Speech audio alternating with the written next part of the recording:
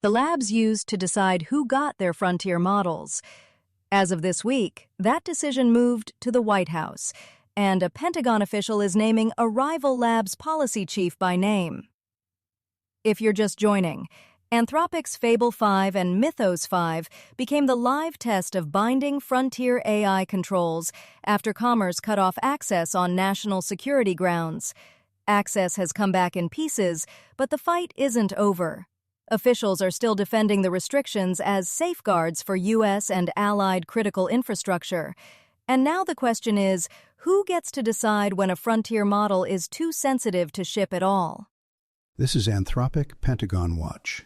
Today, Gold Eagle goes live, while Dean Ball gets singled out, and the Ceasefire still has terms nobody's published. Stick around, the throttle just changed hands. We start with Gold Eagle. The Clearinghouse is live, and industry isn't exactly cheering. From Maria Curie at Axios. A senior Trump administration official and key advisor are slamming OpenAI head of strategic futures Dean Ball's views on regulation, casting a shadow on the future of the company's relationship with the government. So OpenAI's head of strategic futures, Dean Ball, a guy who helped write the administration's own AI action plan, floats that regulatory risk around Chinese models is the smart play. And David Sachs immediately hits him with regulatory capture in public. Per Axios, Ball spent his weekend on X walking it back, clarifying he's not for ill-justified soft law discouragement. When your policy head is doing damage control by the paragraph, that's a message from above. Let's be precise about who's swinging here. Emil Michael is Undersecretary of Defense. That's the acquisition and sustainment seat. Sachs is an outside White House advisor. Two different power centers, both landing on one lab's policy hire at the same time. And the man they're aiming at literally drafted the plan they're now enforcing. There's a certain economy to turning on your own architect. Here's what gets me. Sachs accuses Ball of pushing rules that'd benefit OpenAI. Maybe. But the enforcement isn't just, we disagree. It's a senior DoD official coming for him by name. Dissent inside this ecosystem now has a target on its back. Tomislav Bezmalinovich, writing in The Decoder. The Department of the Navy wants to build an AI-first fleet. A new strategy lays out how to turn data and AI into battlefield advantages faster. The Department of the Navy, which oversees both the Navy and the Marine Corps, has formally approved a new strategy to weaponize data and artificial intelligence.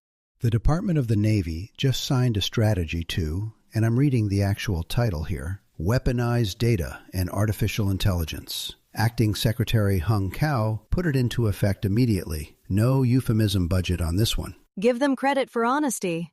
Usually you have to read to paragraph 9 before someone admits the word weaponize. And look at the timing. The same week the White House grabs the throttle on who even gets frontier models, the Navy's doctrine says the bigger danger is moving too slow. They're taking the access switch and flooring the pedal at the same time. Here's the mechanism. The bits to effects cycle. Collect, transmit, classify, analyze, act. Cao's pitch is a fleet that decides faster. The framework doesn't include a step where anyone gets to say no. Outlearn and outfight any adversary. Speed is the whole safety argument. Imperfect alignment is fine as long as you deployed it before the other guy. That's the risk calculus written down and signed. They spent more than a year developing it under their chief data and AI officer, so it has real institutional weight. And it lands right next to that Dean Ball story we just hit. Question the tempo out loud, and a senior official comes for you by name. From the Next Web. The Trump administration is now dictating which companies and entities get access to frontier AI models from Anthropic and OpenAI, CNBC reported on Friday, citing two people familiar with the matter. Until now, the labs made that decision themselves. Per CNBC, the partner lists that used to be the lab's call, Anthropic's Project Glasswing, OpenAI's Daybreak, now need explicit government sign-off through Gold Eagle. The people who built the frontier no longer decide who gets access to it. And the White House statement is a masterpiece. They say they don't provide approvals for AI releases, and participation is voluntary. Voluntary. They blocked Mythos 5 and Fable 5 last month, then only turned access back on after weeks of negotiating. Right. That's the gap CNBC points to between the official line and the operating reality.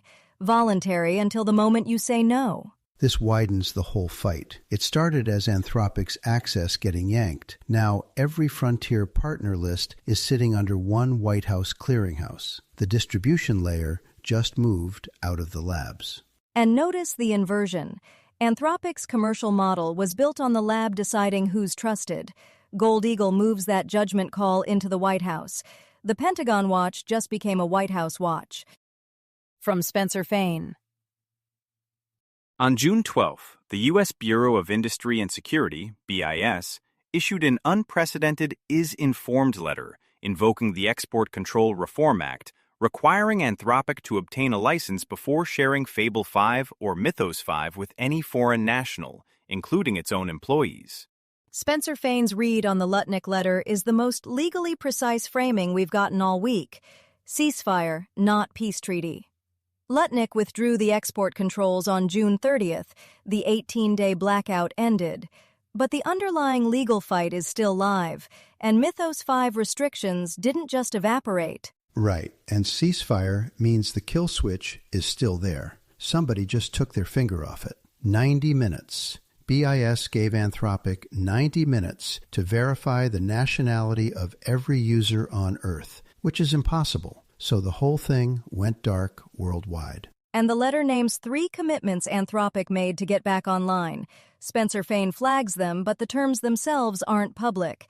So we know a truce exists. We don't know what Anthropic gave up for it. That's the part that gets me. 18 days offline, pricing power gone, Fable 5 degraded, and the price of peace is 3 commitments nobody's allowed to read. Tie that to the Hellbird pitch to allied capitals. Trust the system. The system with a live lawsuit and an unreleased model still under lock. This one's from Bloomberg Law. The initiative plans to use AI models to spot and fix vulnerabilities in critical infrastructure's networks and boost the exchange of cyber information with the private sector. But Gold Eagle raises industry questions about how quickly and effectively the federal government can implement it to reach the most private sector entities as they brace for a deluge of vulnerabilities unearthed by AI models.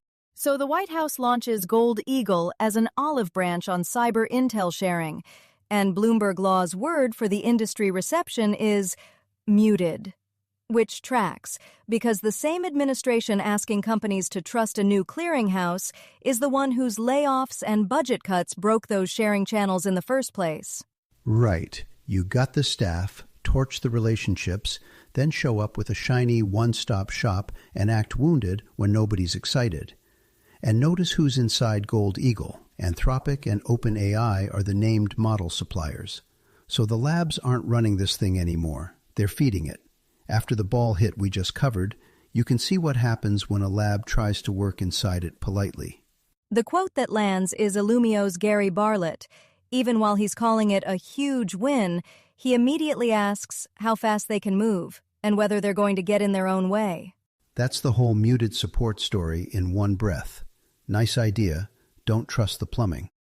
If you're tracking Anthropic and the Pentagon, you might also like the Data Center Daily, a daily briefing on AI compute, hyperscaler CapEx, the power grid, semiconductor supply, and energy markets reshaped by intelligence at scale. Find it wherever you listen to podcasts. If you want to dig further into anything we covered, you'll find links to every story in the show notes. Take a look there for the pieces that caught your ear. That's Anthropic Pentagon Watch for today. This is a Lantern podcast.